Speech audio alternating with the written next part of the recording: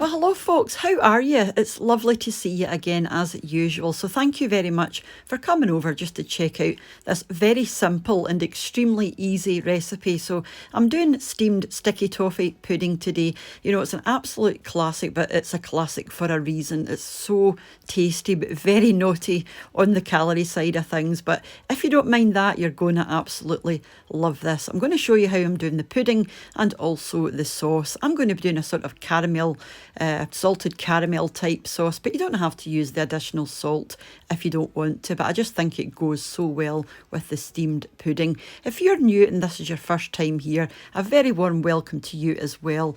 This is What's for Tea and my name's Cheryl, and if you do like these kinds of videos, why not consider subscribing just before you go. So quite an important ingredient in this recipe is the golden syrup, but I know that sometimes it can be hard to find depending on what country you're in. So if you're in the US, you might want to use something like light corn syrup. But whatever you decide to use, you will need yourself a heat-proof bowl or a pudding basin. I'm just using a Pyrex dish, you know, because it is heat-proof. So you want to grease that well with some butter. That's going to let your pudding slip out nice and easy at the end of the cooking time.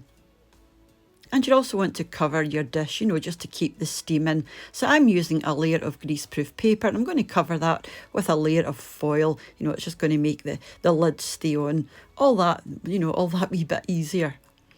So grease your greaseproof paper, and we're just going to use this as a kind of glue to stick your foil on top, just like that.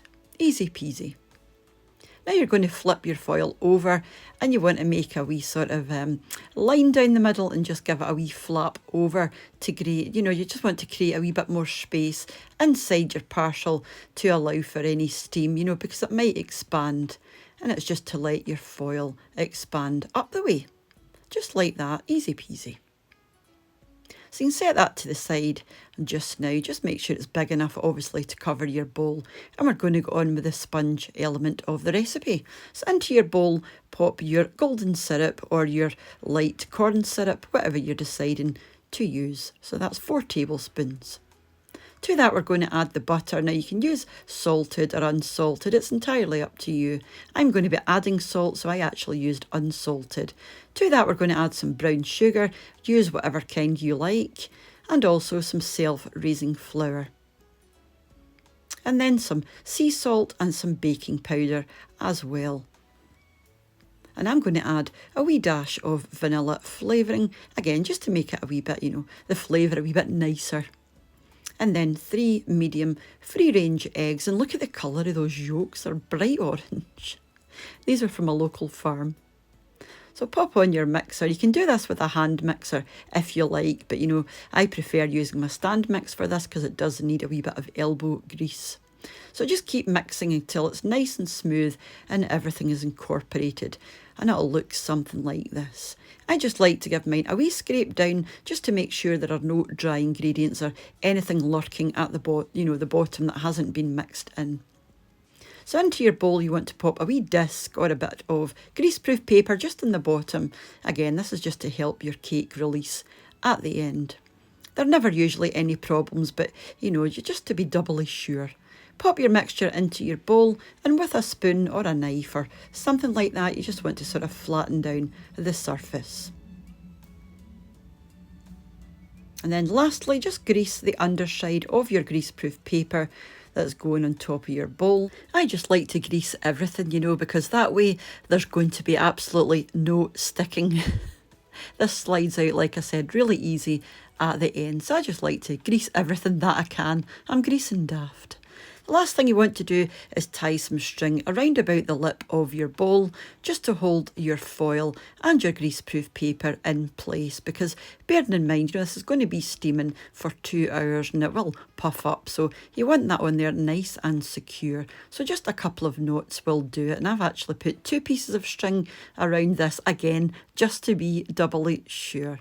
Snip off your excess. And you can, if you like, you know, put some more string on there and make a bit of a handle, which I'm going to do, but you don't have to do this. You know, I just like to make things as easy as possible, but this step you can, you know, miss if you don't want to. I just like to create a wee handle, and it lets me lift this out at the end when the bowl is going to be piping hot. So go over to your cooker, and you want the biggest saucepan that you have. In the bottom you want to put a plate or some kind of heat-proof dish. I'm just using the lid from that Pyrex bowl that I'm using. Make sure that your bowl fits inside, and you can also get a lid on there as well. And you want to half fill this with some boiling water. Get this up to the boil, and once it's at the boil, reduce it to a very low simmer. As low a heat as you've got, because you want to steam this for 2 hours. So you just want it gently simmering, not furiously boiling away. So give it 2 hours on the lowest heat setting that you have. And after 2 hours, come back and it should be ready. So I like to pop a knife in there or a wooden skewer. When you pull your knife out or your skewer out, it should be nice and dry like this, or not wet and gunky.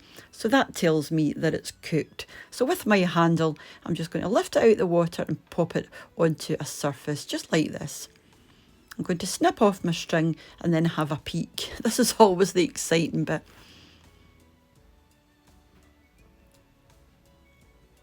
So off with your string and then off with your foil. And that looked wonderful to me. You can see all the lovely air bubbles in there, and it's so springy and moist. So the way I like to get this out of here, I like to grab a plate. This is the sort of serving plate, or the plate I'm going to use for serving. Pop it over the top of the bowl and just flip your bowl upside down. And look at that, released with no problem. Just don't forget to peel off your greaseproof paper that you put in at the bottom. Oops, I'm going to take it the other way so I don't take any of the cake up with it. And oh my goodness, this was so moist. Oh, lovely. I'm just trying to show you there just how moist and springy that is without putting my fingers all over it. And I'll give you a quick turn, and then I will go on and do the sauce, which is super simple. And I like to leave this till last because it only takes about 10-15 minutes. And during this time, your cake will be cooling down nicely. So into a pan, pop your sugar and then your water. Now give this a wee swirl and then leave it. Do not stir this, do not move it at all, because your mixture could crystallise and that would be a disaster. So once you set your pan down, do not move it again. So you want to have this in a low to medium simmer for 10 to 15 minutes, and you'll know it's ready. It'll go a kind of amber or a sort of deep orange colour, and you can then start playing around with it. But until that point, do not move it, because there's a high chance that this would crystallise and go crunchy, and it would just be awful, and you would have to start again. So just give it the 10 or 15 minutes that it needs. You can see my peas in the background there. I'm going to start making the tea soon. So this is the colour you're looking for. When you reach this colour, take it off the heat altogether. And we're going to start adding your cream. So pop a wee bit of cream in first and then give it a good whisk. And that'll bring the temperature right down. And then you can add the rest of your cream. I just like to add mine in 2 or 3 stages. And that way, it won't seize and you won't have a mess at the end. If you follow these steps, guys, you cannot go wrong. It's really simple, but really easy to mess up as well. Once all your cream's in, you can pop your butter in. Now, they just want to melt this. If you don't have enough heat left in your pan, just pop it back onto your cooker for a couple of minutes until your butter has melted. The last thing I'm going to do is add in a few pinches of sea salt to give me that salted caramel flavour. And again, the amount of salt you use is completely up to you. So just pop this in to your own taste. Or leave it out completely. If you don't want the salted caramel flavour, just leave the salt out. And this was it. Once your salt dissolves, that's it, ready. So I'm just going to pop mine into a jug for later on. We're going to be having this just after tea. The longer you leave this sauce, the longer you leave your sauce, the thicker it will be. So if you pop this into the fridge for even an hour, it will go a lot thicker. But I actually like that consistency there. I'm just going to cut a wee wedge just to let you see what it's like. And I'm telling you, it's wonderful. The texture is beautiful. It's so light and springy and moist and very sticky as well. beautiful. Like I said, not one if you're on a diet, but if you're not bothered, then go for it, give it a go, and let me know if you do. Now, typically we would have ice cream or custard with something like this. I did have some ice cream there, so we're having some ice cream, and I'm going to pour some of that beautiful sauce over the top. And honestly, I cannot tell you how lovely this is. So highly recommended. But just before I move on, I wanted to say, as usual, a big thank you to the supporters of the channel and to the new patron this week, SC. Thank you ever so much. And to the channel members here on YouTube as well. Thank you all. And thank you all for watching, especially if you're still here at this point. It is a wonderful wee recipe.